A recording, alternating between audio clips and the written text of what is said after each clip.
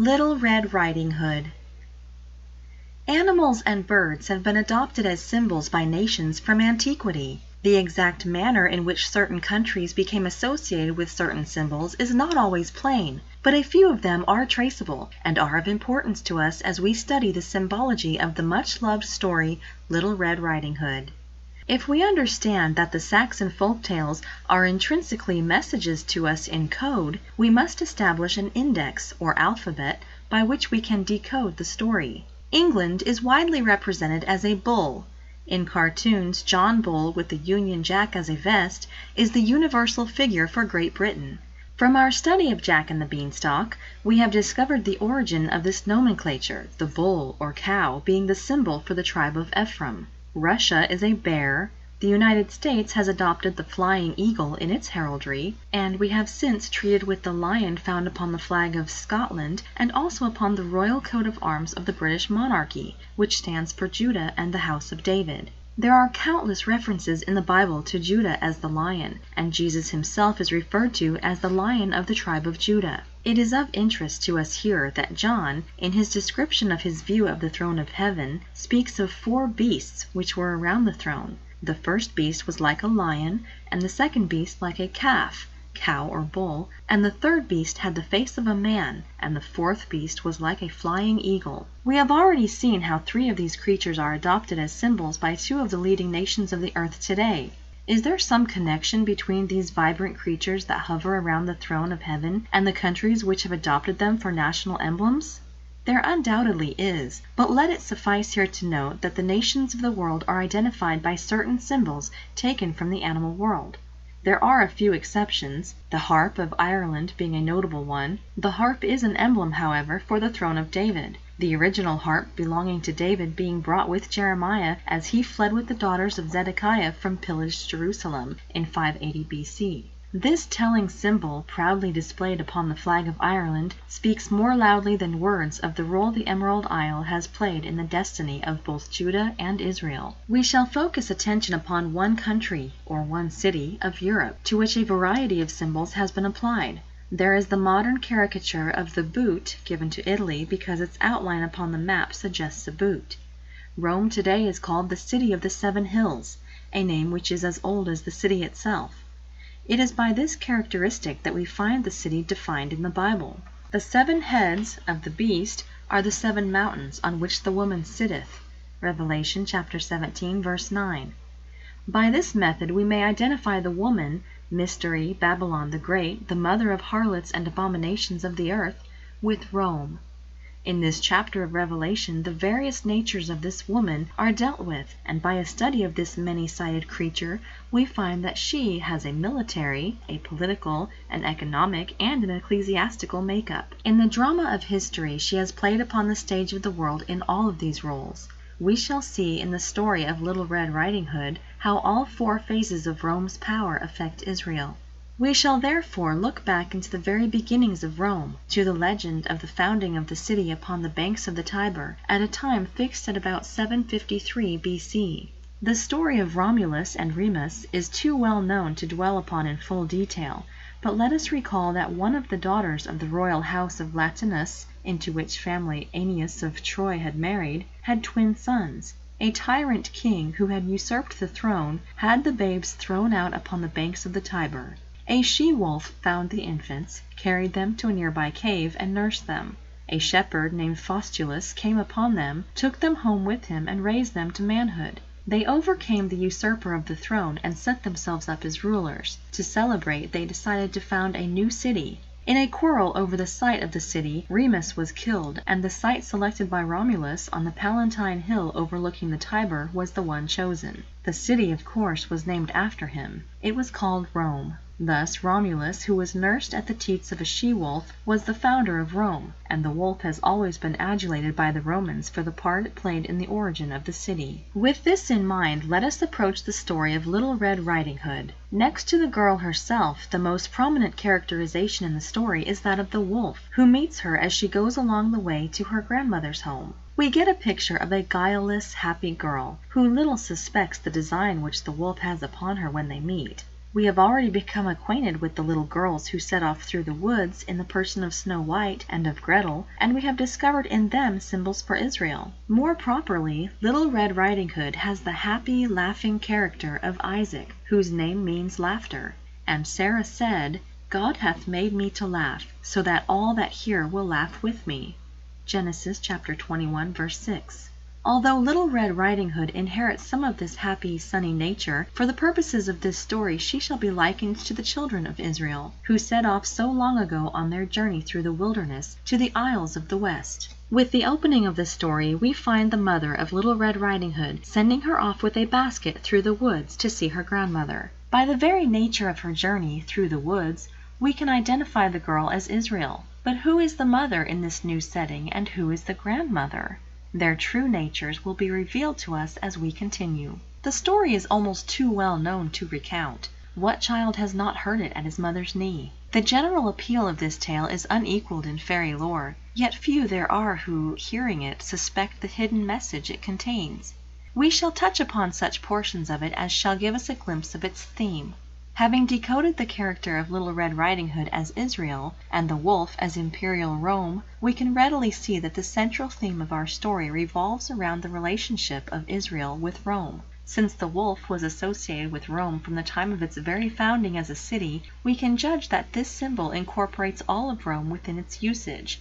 The military strength of Rome is matched only by the development of her superb genius for self-government. When these two aspects of her power became unbalanced and she fell apart politically, we meet up with a new kind of supreme authority that arose out of the ashes of the old, like the phoenix bird.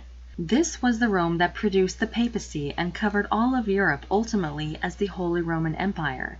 Indeed, the symbol of the wolf embraces all of Rome, from its birth in 753 BC on the banks of the Tiber to the present day, as the story will disclose. We shall not pursue here the history of Rome from its inception, but treat with it only as it affects Israel and her destiny. Let us go back only to the year 55 BC, and look upon the land which the Romans had named Britannia. Observe this far-off island and see the armor-clad legions of Julius Caesar as they jump from their boats and commence the subjugation of the island to Roman might. Why should Julius Caesar, already covered with glory by his exploits on the continent, brave the currents of the English Channel to pursue the glories of war in this faraway land? We shall find some of the answers as we study this innocent child's story and compare it with certain passages of the Bible and the prophecy contained therein. To continue with history, Julius Caesar made 2 expeditions against the Celts and conquered but a portion of the Isles. This we may be sure of. The Celts made rebellious subjects, and during the next 100 years, the Romans were too busy elsewhere to give much attention to them. It was not until the time of Emperor Claudius, 41 to 54 AD, that legions were sent again to the island. The Britons fought this time for 9 years before they were conquered. Their defeat gave the Romans only the southern part, however. It was Boadicea, queen of one of the tribes in Britain, who precipitated the next war. This made the Romans more deeply entrenched as masters than ever. Some Roman soldiers cruelly mistreated her and insulted her 2 daughters. Escaping, she drove her chariot through the land, calling the people together. Although the Britons fought fiercely, they were soon subdued. All who were not willing to obey them fled to the mountains to join the Picts of Caledonia, Scotland, and the Scots of Ireland. From time to time, raids were made upon the conquered areas, and to prevent these inroads into the country, the Romans built 3 walls more than 70 miles long across the island at its narrowest point. These were named for the 3 emperors by whose orders they were built: Hadrian, Antonius, and Severus. Along the walls at intervals were towers, where the Roman soldiers stood on guard night and day. With this bit of history in mind, let us begin with our story. We find the mother calling to Little Red Riding Hood. "Come, Little Red Riding Hood, here is a piece of cake and a bottle of wine. Take them to your grandmother. She is ill and weak, and they will do her good. Set out before it gets too hot. When you are going, walk nicely and do not run off the path." Compare this episode with the opening verses of chapter 7 of Revelation. "And I saw another angel ascending from the east, having the seal of the living God. And he cried with a loud voice to the 4 angels to whom it was given to hurt the earth, Rome, and the sea, the peoples of Rome, saying, Hurt not the earth, nor the sea, nor the trees, till we have sealed the servants of our God in their foreheads." The servants of God in this passage are the children of Israel, poised and ready at the entranceway to Europe. It was a great angel who was guiding them and protecting them, holding back the destructive invasions of Italy by the Goths and the Vandals until such time as the Israelites had safe passage to Saxony, Normandy, and England. The mother in our story can be associated with the great angel of God, sent to guard over Israel as she advanced through the wilderness of Europe to her destination.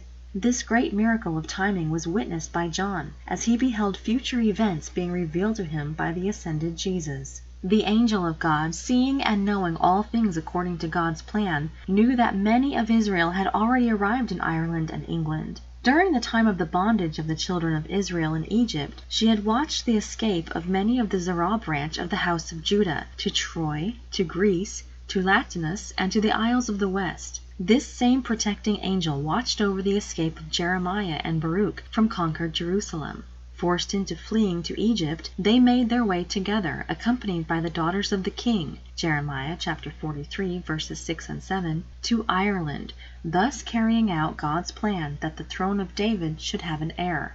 Without a doubt, this same great angel watched over the union of one of the king's daughters with a prince of the Zerah branch of Judah, continuing the royal line of David for posterity. It is here that we find our clue to the identity of the grandmother to whom the mother sent her daughter with food and refreshments. Since the progeny of the marriage of Zedekiah's daughter to a prince of the Zerah branch of Judah caused the continuation of the royal line of David in the land of Ireland, and later Scotland and England, she may rightly be referred to as the grandmother of the kings of Ireland, Scotland, and England. For it is through her that all who have sat upon the stone of Scone have held rightful claim to the throne of David, and it was to her that all Israel could give thanks for continuing the reign of David in their new homeland. During the time that Rome's military hold upon the island was weakened, the children of Israel began to arrive under the names of the Angles, the Jutes, and confederated tribes called the Saxons. The grandmother lived in a little cottage out in the wood, and Little Red Riding Hood was admonished to stay upon the path and go directly to her. It is obvious that she didn't know what her grandmother looked like, or else she would not have been fooled so easily by the wolf. The symbol of the cottage is well established in Saxon folklore as meaning England and Ireland, both famed for their cots. Hence we may deduct that, with the use of this strange imagery, the story of the migration of Israel is being retold,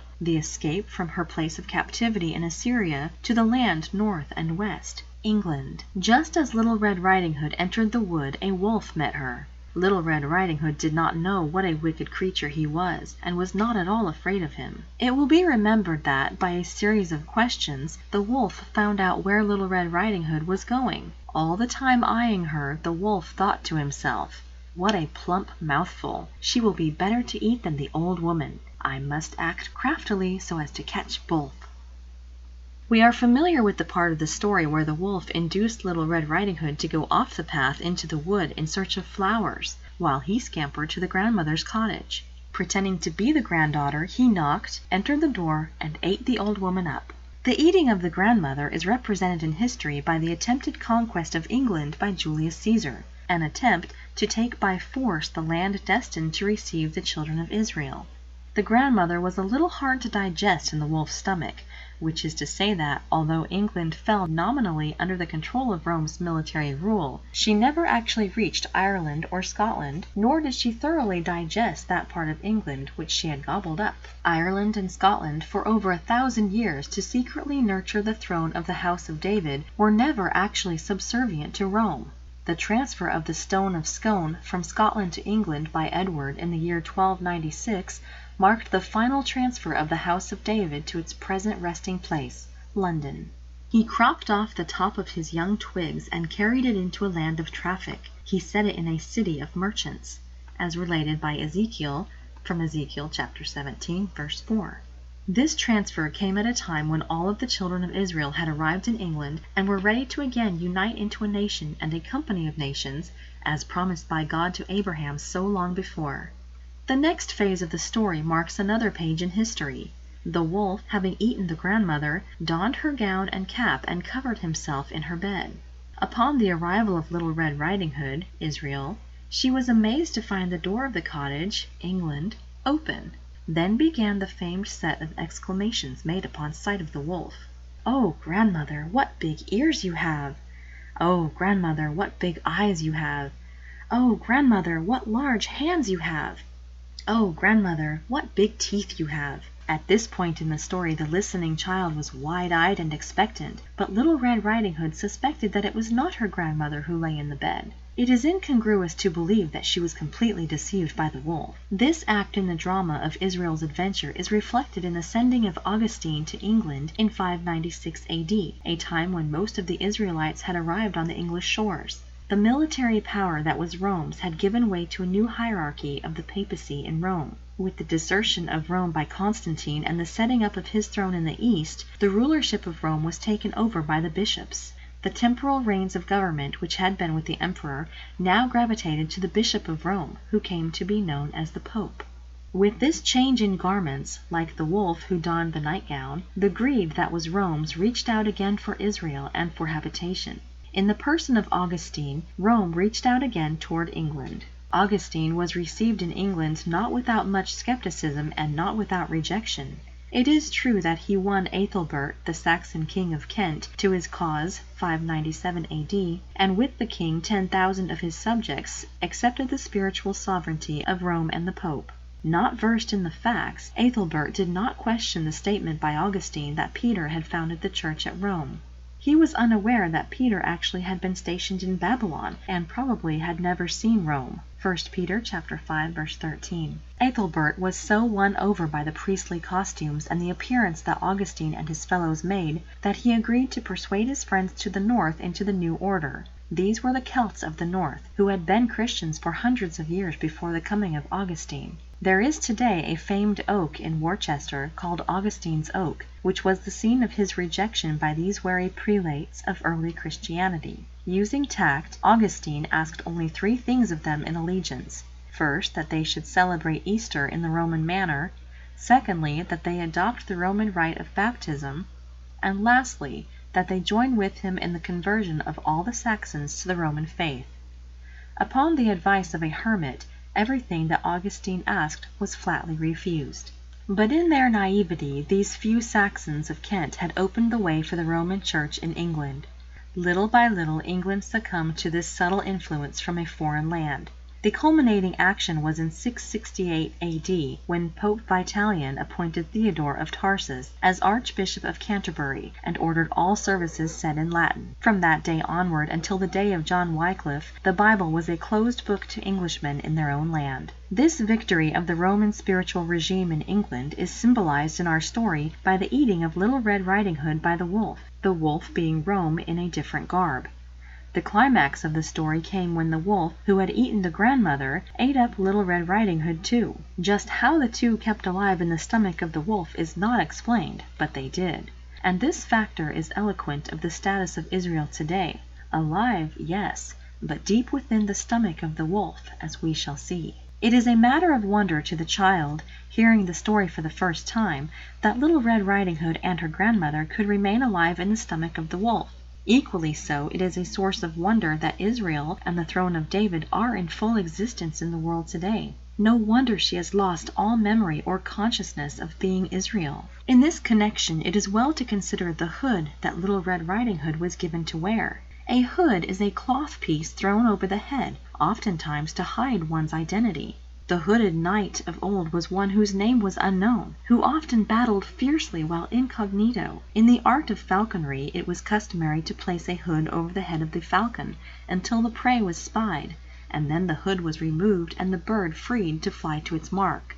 The hood, let us recall, was not worn by the maiden in the story until given her by her mother. Thus, in the symbology of Red Riding Hood, we find another of the characteristics of modern Israel. A hood is over her head. God made a promise to Abraham which was renewed with Isaac and again with Jacob. This promise God intends to fulfill. But due to disobedience and the willful ways of the sons of Israel, they have fallen under the penalty of disobedience to the laws of God. One of these penalties was the loss of the knowledge of their origin and their destiny while enduring years of chastisement.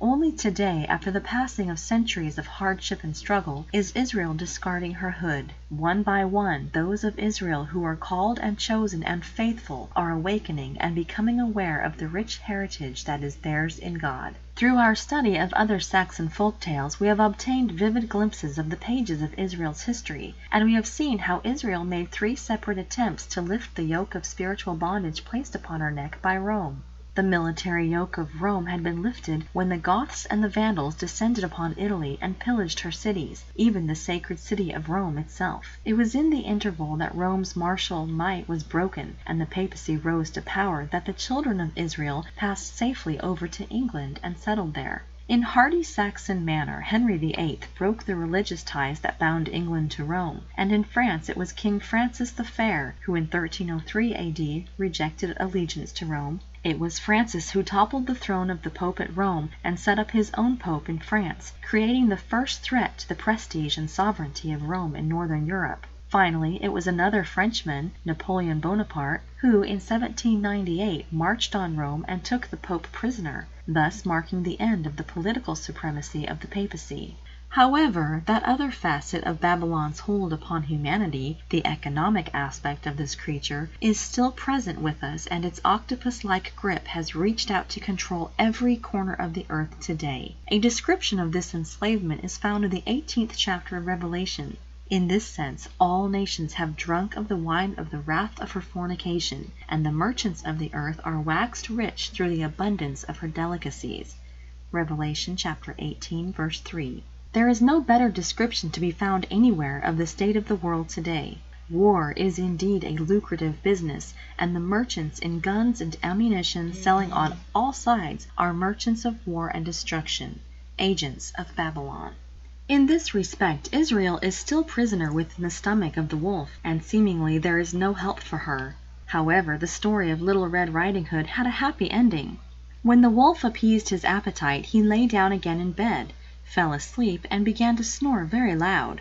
The huntsman was just passing the house, and thought to himself, "How the old woman is snoring!